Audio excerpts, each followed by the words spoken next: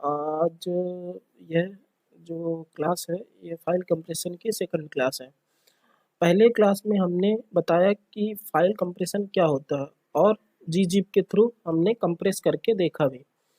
अब हम आज के इस लेक्चर में आर्काइव फाइल बना के उस फाइल को कंप्रेस करेंगे।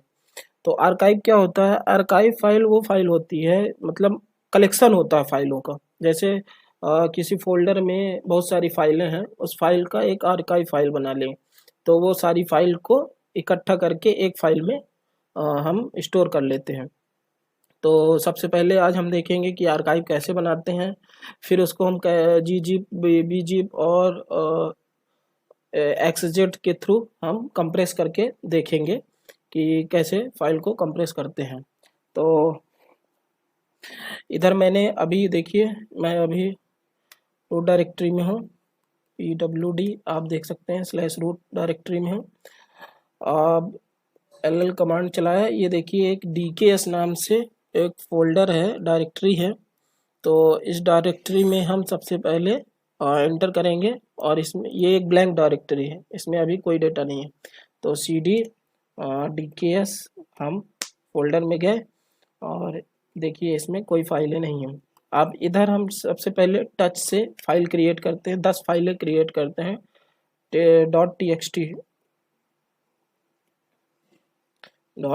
.txt टेक्स्ट फाइल हम 10 क्रिएट करते हैं। ये देखिए हमारी 10 फाइलें क्रिएट हो गई। अब इन 10 फाइलों का हम आर्काइव बनाते हैं, एक आर्काइव फाइल बनाते हैं tar हाइफन। अब जो आर्काइव बनाने का एक्सटेंशन होता है तो tar-cvf हम करते हैं और फिर जो जिस नाम से हमको फाइल बनानी है, जैसे मेरे को dk.tar नाम से फाइल बनानी है, .tar नाम से मैंने फाइल बनाई। और कौन सी फाइल, जितनी अब ये tar के इसमें कौन कौन सी फाइल आएंगी, जितनी भी इस फोल्डर में .txt फाइल है उन फाइलों का हमने आर्काइव बना लिया। ये देखिए tar लिखा, उसके बाद -cvf, फिर उसके बाद dk.tar और ये फाइल हमको बनानी है इस नाम से। और ये पूरी जितनी टेक्स्ट फाइल हैं ये 10, उन स्ट्रिक लगाया आल फाइल के लिए .txt जो इसका एक्सटेंशन है, मतलब जितनी टेक्स्ट फाइल है उसका एक आर्काइव बना दें। अब मैं एंटर करूंगा, जैसे एंटर करूंगा ये हमारी आर्काइव फाइल बन गई। अब ये देखिए ll, ये हमारी dk.tar नाम से फाइल बन गई। अब इस फाइल में देखना, अब देखिए जो ये .txt फाइल हैं 10 फाइलें हैं। अब हम इनको डिलीट कर देते हैं, rm-rf और जितनी ही हमारी .text फाइल हैं उनको सबको डिलीट कर दिया। ये देखिए rm-rf जितनी हमारी टेक्स्ट फाइल है सब डिलीट हो गई। अब हमारे dk.tar बस जो आर्काइव फाइल है वो है। अब इस फाइल को देखना है कि ये फाइल किस, मतलब कौन कौन सी फाइलों से कलेक्शन से बनी है। तो हम कैसे चेक करेंगे, tar-tvf फिर फाइल का नाम देंगे जो हमारी ये वाली फाइल है। ये देखिए ये फाइलों का कलेक्शन है, जो ये एक आर्काइव फाइल बनी है, इन फाइलों का कलेक्शन है। अब इधर हमने ये देखिए देख लिया कि कौन कौन सी फाइलों का ये कलेक्शन है dk.tar। अब ये शो हो गए, लिस्ट हमारी शो हो गई। अब मान लीजिए हम कोई फाइल क्रिएट करते हैं, एक और फाइल cat aks नाम से कोई फाइल क्रिएट की है, ठीक। इसमें मैंने कुछ कंटेंट ऐसे लिख दिया मैंने और इसको सेव कर दिया। ये मैंने एक AKS नाम से, ये देखिए AKS नाम से फाइल क्रिएट हो गई। अब इस AKS फाइल को अब हम चाहते हैं कि इसको भी अब हम इस आर्काइव फाइल में डाल दें। तो इस आर्काइव फाइल में हम कैसे ऐड करेंगे, तो tar-rvf ये कमांड होती है और हमारा जो dk.tar नाम से फाइल है उस फाइल में इस फाइल को ऐड करना है। तो AKS जो फाइल का नाम है उसको हम, ये देखिए ये हमारी ऐड हो गई उसमें। अब हमको फिर से चेक करना है कि क्या ये ऐड हुई कि नहीं, कौन कौन सी फाइलों का कलेक्शन है।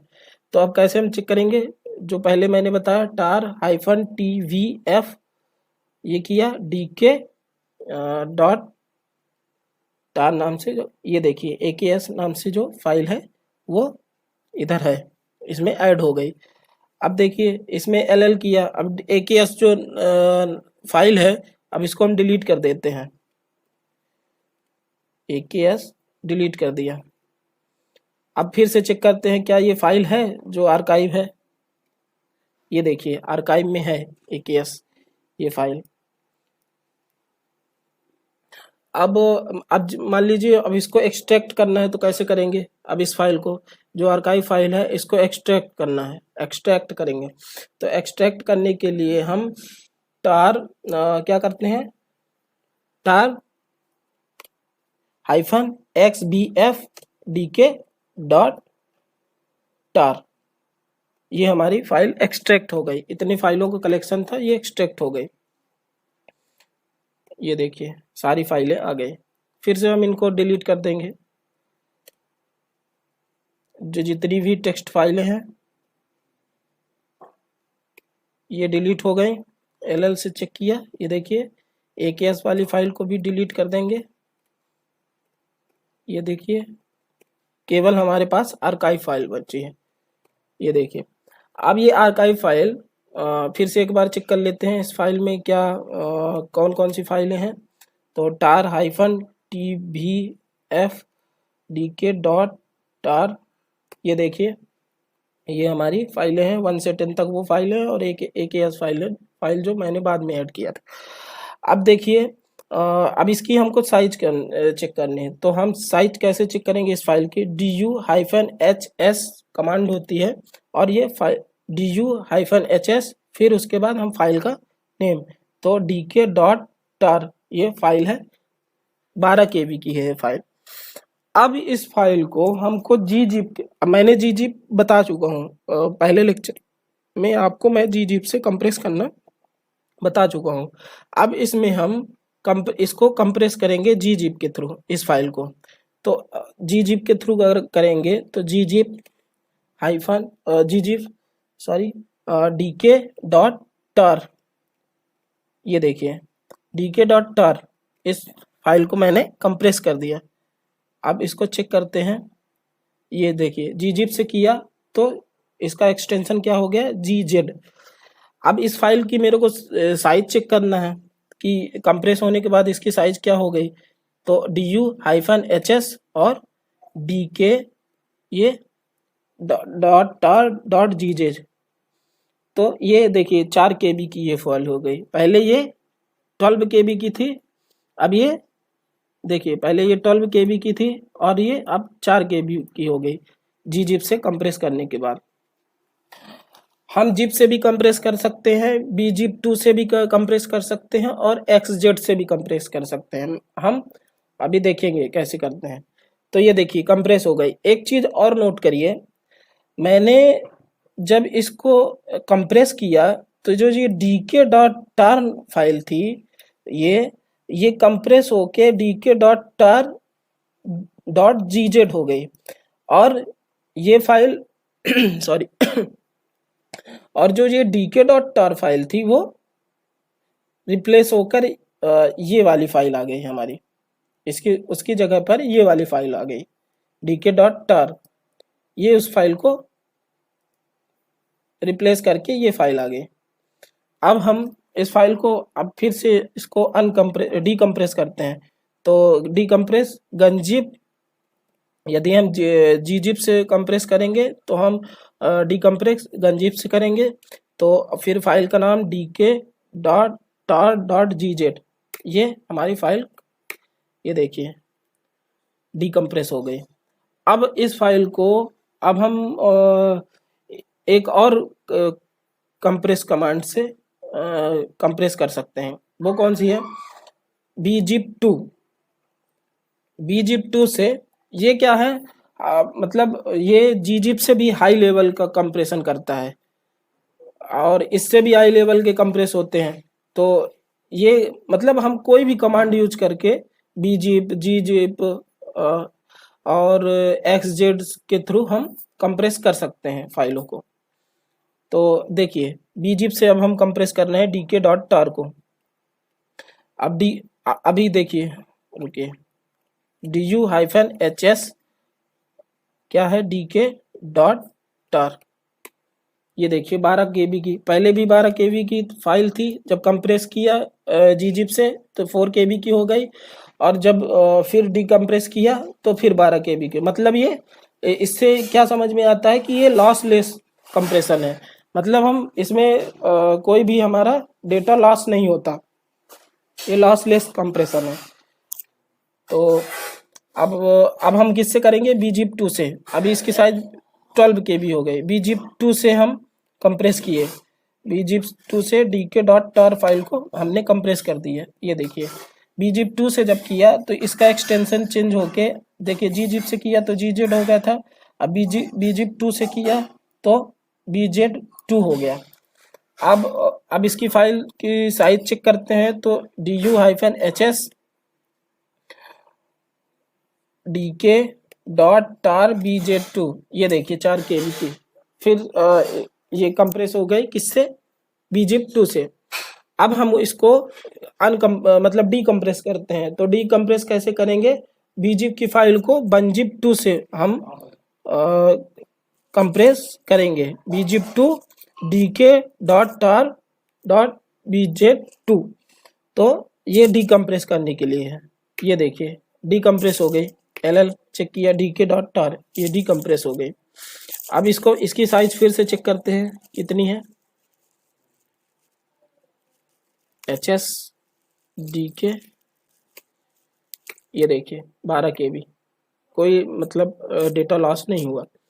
अब ये जो फाइल है, अब इसको हम xz कमांड के थ्रू भी कंप्रेस कर सकते हैं। अब हम xz के कमांड के थ्रू कंप्रेस करते हैं, xz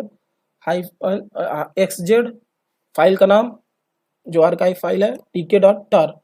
ये देखिए ये कंप्रेस हो गई। कंप्रेस होने के बाद इसकी साइज चेक कर लेते हैं, जब मैंने xz से कंप्रेस किया तो dk. ये देखिए 4 KB की कंप्रेस हो गई। मतलब हम किसी से gzip से भी कर सकते हैं, bzip 2 से भी कर सकते हैं, xz से भी कर सकते हैं, और zip से भी कर सकते हैं। तो xz से मैंने किया तो फाइल की साइज कितनी हो गई, 4 KB। अब देखिए इसको डीकम्प्रेस करेंगे, तो डीकम्प्रेस वही, अब इसमें क्या होता है, डीकम्प्रेस कैसे करेंगे, unxz, फिर हमारा जो फाइल का नाम है dk.tar.xz। देखिए जब हमने xz से फाइल को कंप्रेस किया तो इसका एक्सटेंशन चेंज हो गया, xz हो गया। अब हम इसको डीकम्प्रेस करते हैं, तो डीकम्प्रेस किया, ये देखिए डीकम्प्रेस हो गई, एंटर किया। अब ll कमांड चलाया, देखिए dk.tar, और इसकी साइज फिर से चेक करते हैं, hs dk.tar, ये देखिए 12 KB की फाइल। तो हमने देखा कि gzip से हम कैसे करते हैं, bzip 2 से कैसे करते हैं, और xz से कैसे करते हैं। इधर मैंने dks फोल्डर से मैंने सभी फाइलों को डिलीट कर दिया। ये देखिए ll कमांड चलाया, कोई भी फाइल नहीं है। इधर हम सबसे पहले फाइल क्रिएट करते हैं टच से। अब हम क्या देखेंगे इसमें कि हम टार की मदद से भी कंप्रेशन कर सकते हैं। हम टार की मदद से gzip कंप्रेशन भी कर सकते हैं, और टार की मदद से bzip 2 कंप्रेशन भी कर सकते हैं, और xz कंप्रेशन भी कर सकते हैं। तो अब हम देखेंगे कि टार की मदद से हम टार प्लस gzip कंप्रेशन दोनों, मतलब आर्काइव भी बने और हमारा कंप्रेशन भी हो। तो अब हम टच से फाइल क्रिएट करेंगे, 1 से 10 तक हम फाइल क्रिएट किए, 10 फाइल हमने क्रिएट करी .txt नाम से। ये देखिए हमारी 10 फाइल क्रिएट हो गई। अब इन 10 फाइलों को देखिए क्रिएट हो गई। अब हमको मान लीजिए टार, अब हम देखिए मैन डिटेल चेक करना है इस कमांड की।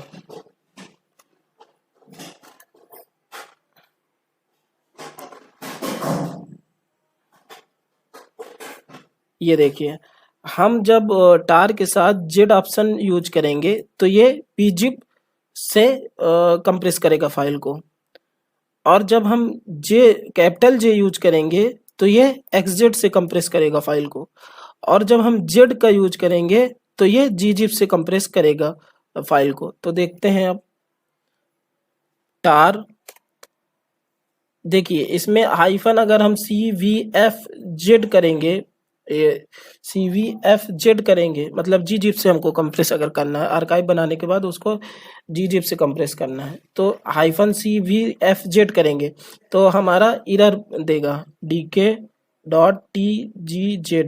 कौन सी? सभी टेक्स्ट फाइल जो इस फोल्डर में है वो सभी टेक्स्ट फाइल का आर्काइव बना के कंप्रेस करना है। तो ये देखिए एरर दे रहा, LL किया, ये जेड एक क्रिएट हो गई, लेकिन ये सही तरीका नहीं है, इसमें एरर है। तो अब हम क्या करेंगे, ये जो जेड है तो उसको पहले डिलीट करते हैं, ये हमने डिलीट कर दिया। अब इसमें हाइफन का यूज नहीं करते, हो सकता है किसी में चले क्योंकि मेरे सिस्टम में एरर आ रही है, हो सकता है किसी सिस्टम में नया वर्जन हो तो उसमें चले। तो टार हाइफन CV हाइफन नहीं लगाना, FZ किया और dk.t मतलब टार फाइल आर्काइव फाइल, फिर gzip से मतलब जेड का यूज किया है तो मतलब gzip से ये कंप्रेस होगा, और फाइल का नाम दे दिया, और जो हमारी जो टेक्स्ट फाइलें हैं 10 उन सभी फाइलों का कंप्रेस कर दे। ये देखिए सभी कंप्रेस हो गई, ये देखिए dk.tgz, क्योंकि हमने जेड ऑप्शन यूज किया है तो जेड ऑप्शन gzip के लिए होता है, तो इधर gzip से कंप्रेस हो गए। इस फाइल की साइज देखनी है तो du-hs dk.tjz sorry hs du-hs dk.tz, ये देखिए 4 KB की फाइल हो गई। अब हम फिर से सभी को डिलीट करते हैं, -rf एस्ट्रिक सभी डिलीट कर दिया, फिर से फाइल क्रिएट करते हैं 10 1 2 10, ये फाइल क्रिएट करने के लिए है, मैंने टेक्स्ट फाइल क्रिएट की 10, ये फाइलें हमारी क्रिएट हो गई। अब इसमें अब हम gzip से करते हैं, अभी हम gzip से देखें आर्काइव बनाए और उसका कमांड उसको कंप्रेस किए। अब हम bzip से देखते हैं, तो bzip से देखने के लिए, bzip से कंप्रेस करने के लिए मैन देखिए टार bzip से कंप्रेस करने के लिए हमको कौन सा ऑप्शन यूज करना पड़ेगा, ये देखिए -j स्मॉल j का यूज करना पड़ेगा। तो टार हाइफन नहीं लगाना, CVF J dk.tbz2 मैंने फाइल बनाई, और *txt ये किया, ये देखिए ये dk.tbz मतलब ये bzip2 से कंप्रेस हो गई। अब इसकी साइज चेक करेंगे,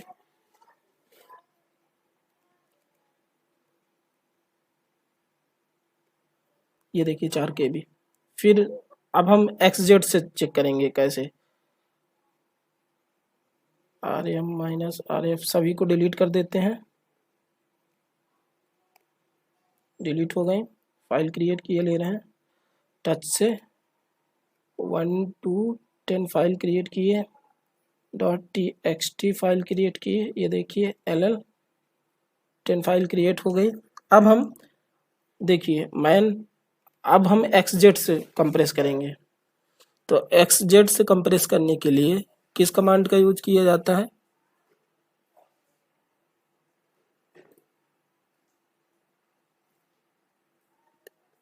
ये xz को कंप्रेस करने के लिए, xz से कंप्रेस करने के लिए कैपिटल J का यूज करेंगे। तो ये देखिए अब हम टार CVF capital J dk.tx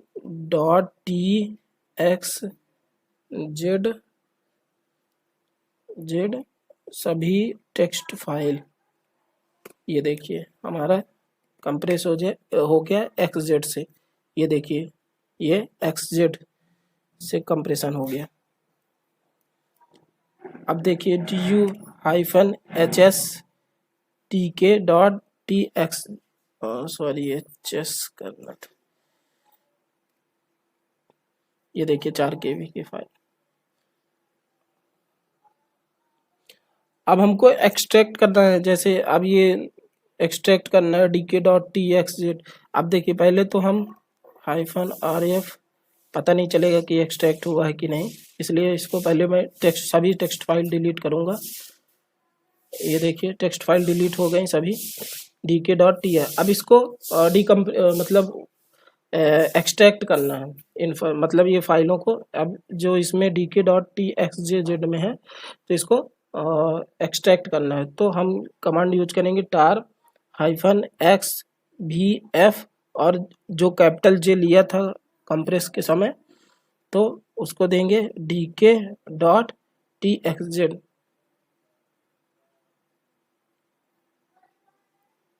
sorry कुछ प्रॉब्लम आ रही है, txz dk.txz हाइफन की प्रॉब्लम, ये देखिए हाइफन की प्रॉब्लम। तो ये ll किया, ये देखिए सभी फाइलें एक्सट्रैक्ट हो गई। Thank you.